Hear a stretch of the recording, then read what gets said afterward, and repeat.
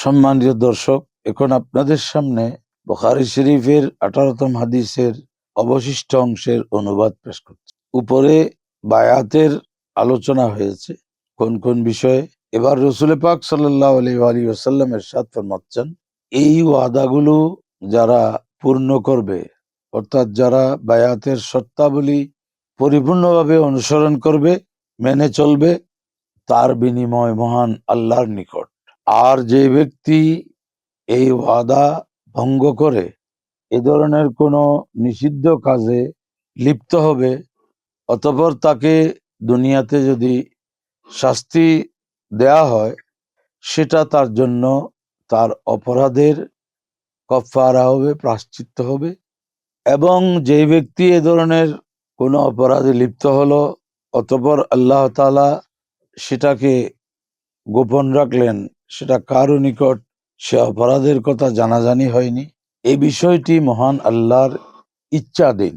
তিনি যদি ইচ্ছে করেন বান্দাকে ক্ষমা করে দেবেন এ অপরাধ থেকে, আর যদি ইচ্ছে করেন তিনি ওই অপরাধের কারণে বান্দাকে শাস্তি দেবেন।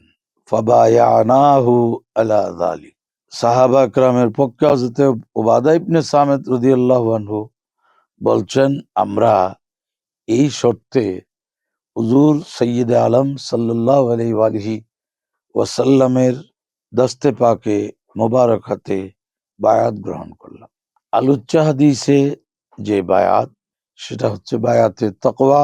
এজন্য রাসূল পাক সাল্লাল্লাহু আলাইহি ওয়াসাল্লাম বিভিন্ন সময় সাহাবা একরাম আলাইহিমুর রহমত ওয়া রিদওয়ান থেকে বায়াত গ্রহণ করেছেন, অঙ্গীকার স্বরূপ এই বায়াত গ্রহণ করেছেন।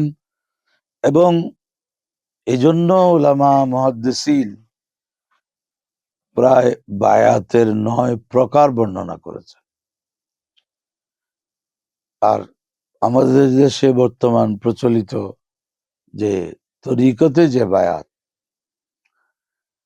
যে বায়াত পীর মুরিদি হিসেবে আমাদের দেশে পরিচিত, সেটার বিষয়ে আগেই বললাম যে পীর হওয়ার যেসব শর্তাবলী রয়েছে, এই ধরনের সহি আকীদা সম্পন্ন, শরীয়ত তরিকতের পাবন, এজাজতপ্রাপ্ত, খেলাফতপ্রাপ্ত পীর মাশায়েখের হাতে বায়াত গ্রহণ করা, এটা সুন্নাত এবং এটা শরীয়ত সম্মত।